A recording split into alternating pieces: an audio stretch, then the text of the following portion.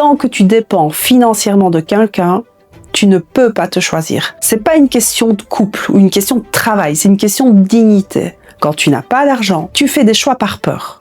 Tu ne sais pas prendre les bonnes décisions. Tu choisis le petit contrat. Tu vas choisir le job qui te rassure, même s'il t'éteint. Tu vas repousser un projet qui te tient à cœur. Et je sais de quoi je parle. Moi, j'ai accepté une association qui ne me convenait pas juste pour me sécuriser. J'avais peur du vide. Résultat, j'ai perdu des années. Quand tu manques d'argent, tu vas penser à court terme. Et le court terme, ça te fait trahir ton rêve. Le manque, il va créer de la peur. Et la peur, elle va t'obliger à choisir la survie, pas la grandeur. Mais l'inverse est vrai aussi. Quand une femme gagne de l'argent, elle reprend son pouvoir. Elle se redresse, elle respire, elle rayonne.